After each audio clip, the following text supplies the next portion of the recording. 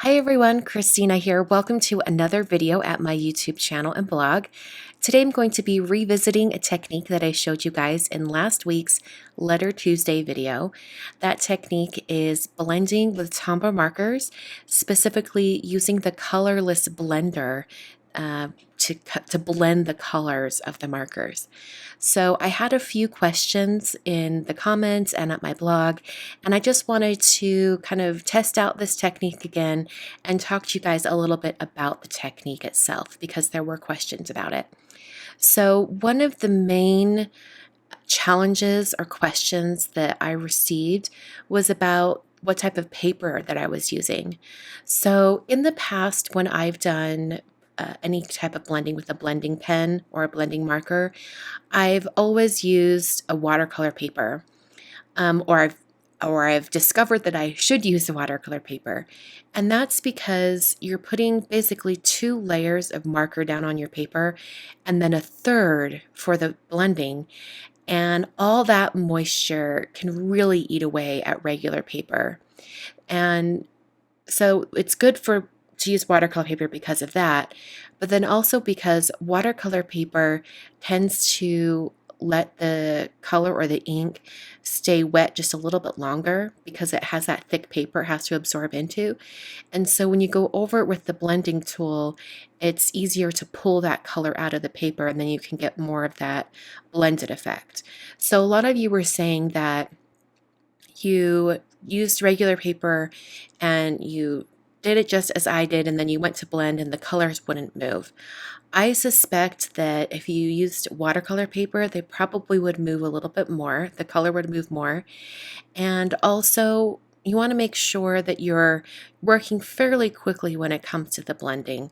So I've got this in real time right now, but I will speed it up here in a minute. But I basically would only write out 1, 2, or maybe 3 words before I would do the blending. I didn't want to have too much going on. I didn't want the ink to dry completely before I had my blending done.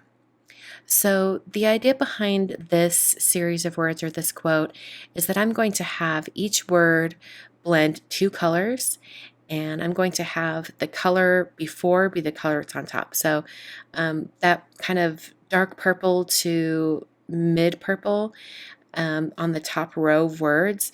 Then on the next row, I'm using that same lighter purple shade and having that blend to red. And then on this row, I'm having the red blend to orange. And I'll do that until I get down to yellow to green. So the one thing I did notice, because this is only maybe the 4th or 5th time that I've tried this technique, is that the colors that you choose really affect how it turns out. I really loved how this orange to yellow blended really well. I think the secret is you want to make sure that one of the colors is considerably lighter than the darker shade. And you'll see this in last week's video when I'm blending the very pale blue to the turquoise. I think that blended much better than the other color on that example because there was such a large difference between the colors. So I really like how the orange blends to the yellow and how this yellow blends to the green. I think that's really, really nice. And you also want to make sure that you write or draw with the lighter shade first. So I'm going to add a comma onto my little quote here and add a little bit of that red. And then my quote is completely finished. I hope you guys enjoyed today's Letter Tuesday. I will be back tomorrow with a regular card video. Thanks for watching.